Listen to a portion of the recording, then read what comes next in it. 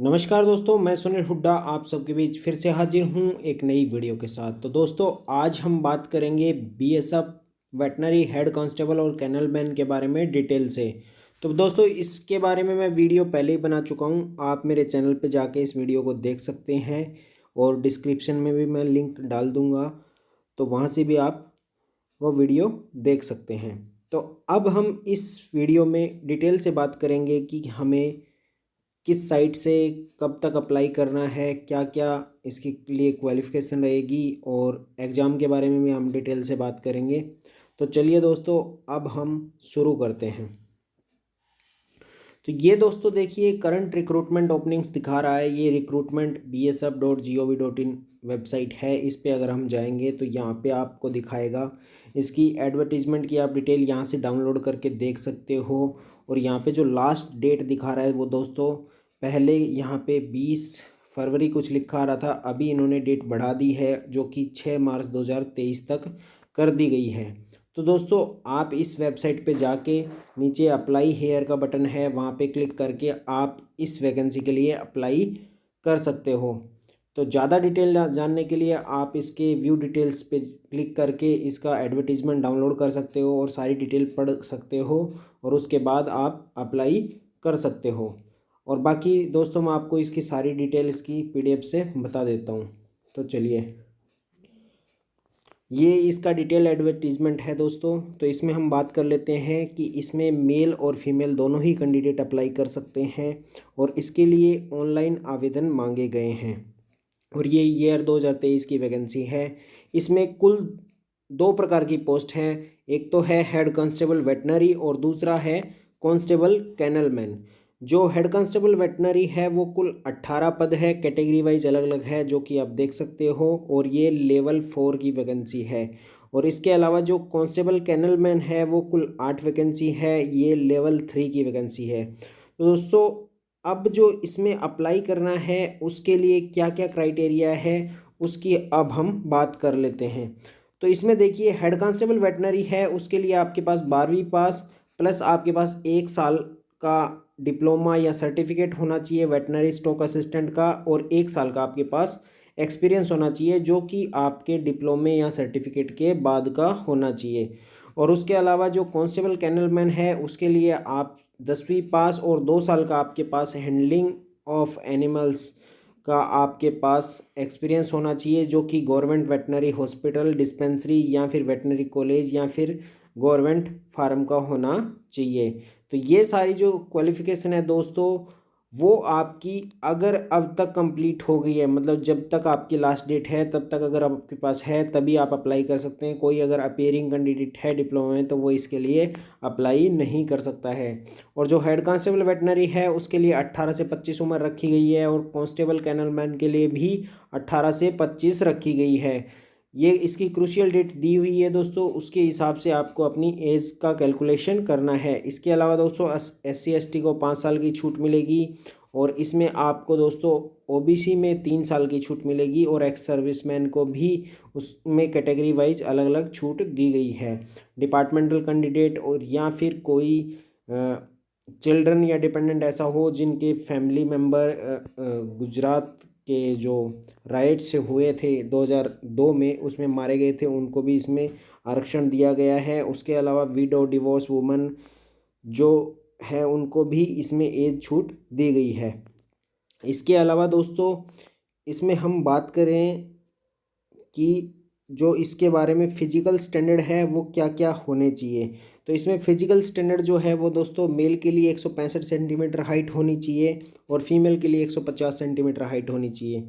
और चेस्ट दोस्तों ये 76 सेंटीमीटर होनी चाहिए और जो फुलाव के साथ है दोस्तों वो 81 सेंटीमीटर होनी चाहिए। और ये फीमेल में ये चीज़ें लागू नहीं होती। और वेट की अगर बात करें तो इसमें लिखा है corresponding to height and age, तो वो आपका एज और हाइट के हिसाब से देखा जाएगा। ये मेल और फीमेल के लिए दोनों ही के लिए ही सेम कंडीशन है। और फिर मेडिकल स्टैंडर्ड में अगर देखा जाए तो आपका जो आई साइट है वो आपकी 6/6 होनी चाहिए उसके अलावा अगर आपकी आई में कोई दिक्कत रहती है तो आपको इसमें मेडिकल स्टैंडर्ड में बाहर कर दिया जाएगा। इसके अलावा टैटू वगैरह के बारे में भी दिया हुआ है, वो आप डिटेल से पढ़ सकते हो इसमें। और अगर इसके सिलेक्शन प्रोसेस की बात करें तो इसमें 2 स्टेज में एग्जामिनेशन होगा। फर्स्ट फेज़ एग्जामिनेशन में आपका क्या होगा, रिटन एग्ज़ाम होगा, जिसके लिए इन्होंने सिलेबस दिया हुआ है जो कि OMR बेस होगा।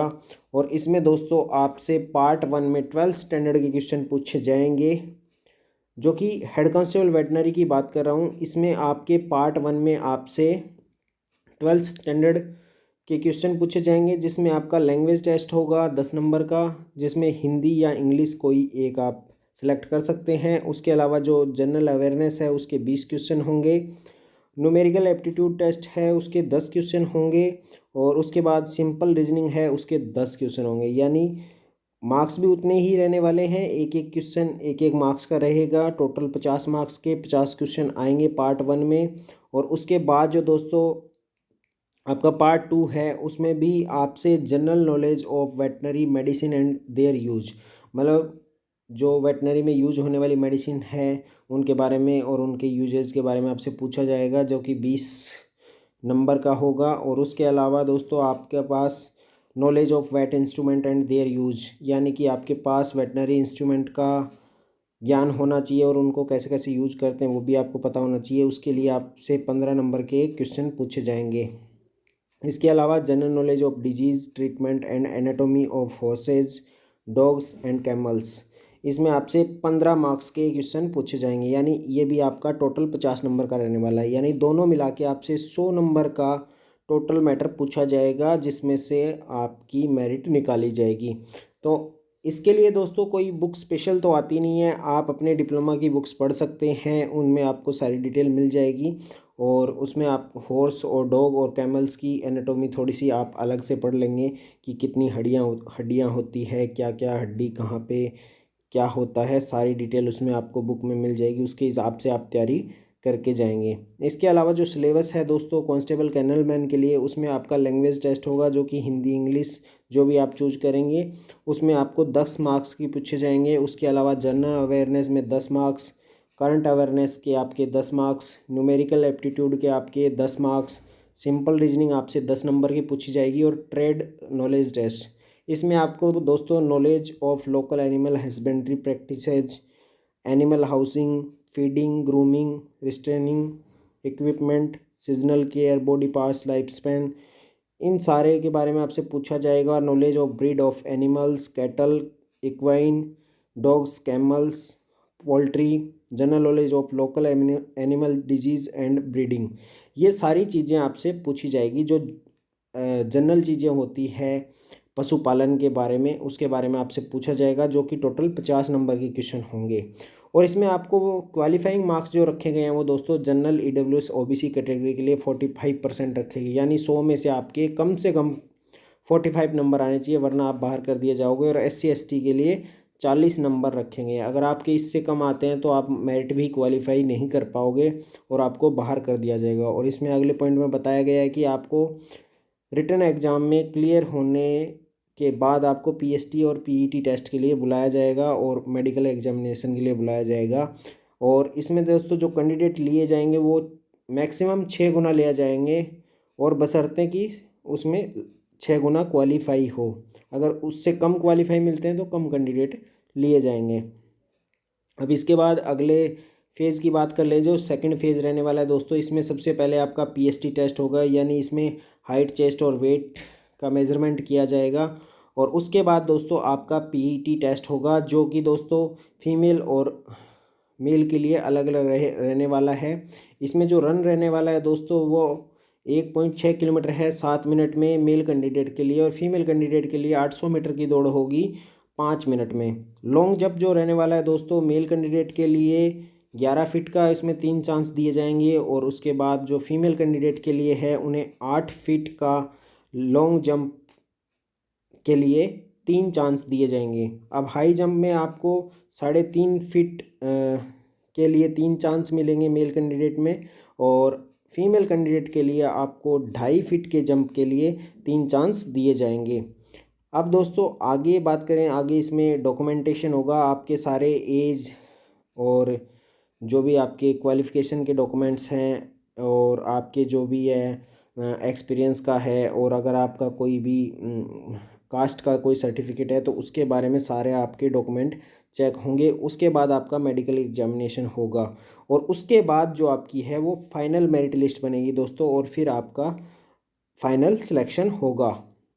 यहाँ पे दोस्तों हाउ टू अप्लाई लिखा है, इसमें लिखा है कि आपको सिर्फ और सिर्फ ऑनलाइन मोड में अप्लाई करना है। डेट यहाँ पे दी नहीं हुई है दोस्तों, डेट मैंने आपको पहले ही दिखा दी है कि आप इसमें 6 मार्च तक अप्लाई कर सकते हैं। और इसकी अगर एप्लीकेशन की फ़ीस की बात करें तो दोस्तों वो 100 रुपये रखी गई है। और इसमें दोस्तों वुमेन कैंडिडेट को और SC/ST कैंडिडेट को एग्जम्प्ट किया गया है, और BSF के जो भी एक्स सर्विसमैन हैं उनको भी इसमें एग्जम्प्ट किया गया है। और इसमें दोस्तों अलग अलग रिक्रूटमेंट सेंटर दिए हुए हैं, वहाँ के लिए आपको इसमें कोड दिए गए हैं जो कि आप अपने हिसाब से सिलेक्ट कर सकते हैं।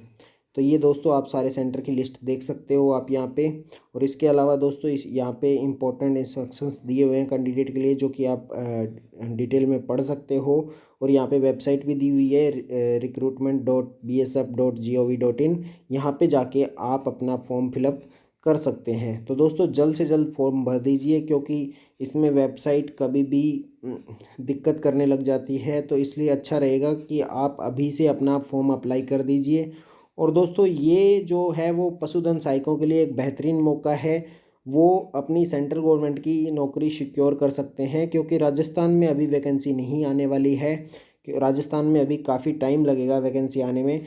तो सभी कैंडिडेट इस वैकेंसी के लिए अप्लाई कर दें, क्योंकि दोस्तों सेंट्रल गवर्नमेंट की वैकेंसियां हैं वो एक तो नंबर में थोड़ा कम आती है, और ज़्यादा जल्दी इनकी जो फ्रीक्वेंसी है वो भी कम रहती है। तो आप दोस्तों ये BSF की अच्छी वैकेंसी है, इसमें ज़रूर से अप्लाई करना। और ये मत देखना कि इसमें कम वैकेंसी है हमारा तो नहीं हो पाएगा, नहीं, आप फॉर्म फिलअप कर दीजिए, ज़्यादा कोई फ़ीस नहीं है, और आप इसकी तैयारी कीजिए, आपका श्योर सिलेक्शन होगा।